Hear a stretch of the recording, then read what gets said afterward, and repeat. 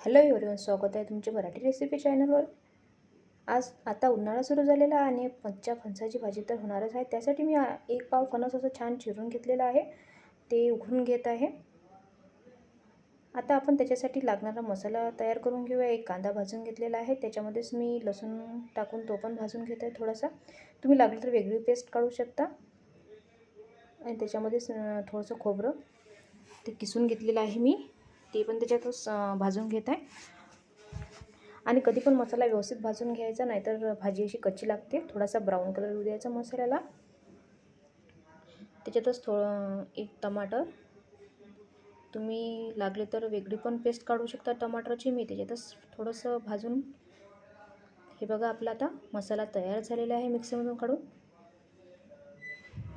Gas on करून कढई ठेवलेली आहे, त्यात तेल टाकलेलं आहे। तेल छान गरम झालं आहे, थोडंसं जिरं टाकलेलं आहे आणि मी ते छान होऊ द्यायचं। थोडीशी हळद, थोडीशी धनिया पावडर, नंतर आपण जो काढलेला मसाला होता तो पण त्यात टाकून द्यायचा, व्यवस्थित छान होऊ द्यायचा। कोणी कोणी मसाला तेलातच होऊ देते, मी छान मसाला भाजून घेतला त्याच्यामुळे मी आधी तिखट टाकून नंतर मसाला टाकलेला आहे। ठीक आहे, थोडंसं चवीनुसार मीठ, छान असा मसाला होऊ द्यायचा तो 5 मिनिट। थोडंसं गरम मसाला घालते त्याच्यातच, छान व्यवस्थित मिक्स करून घ्यायचा।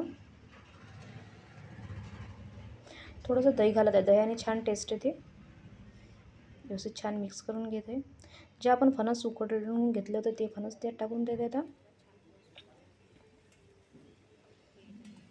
छान असं फणस उकडून घेतलं ते त्यात टाकून देते। आणि जे मी फणसासाठी पाणी ठेवलं होतं उकळायला, ते पण पाणी मी त्याच्यातच टाकणार आहे।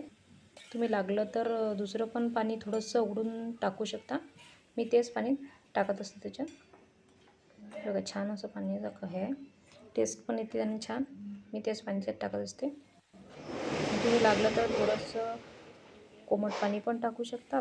बघा आता फणसाची भाजी अशी तयार झालेली आहे। आता 2 मिनिट होऊ देऊ दे, झाकण ठेवून 2 मिनिट भाजी होऊ देऊ। भाजी आपली छान अशी तयार झालेली आहे। तुम्हाला जर ही रेसिपी आवडली असेल तर नक्की कमेंट्समध्ये सांगा आणि एकदा तुम्ही पण ट्राय करून बघा। असंच आपण भेटूया एखाद्या नवीन रेसिपीसोबत।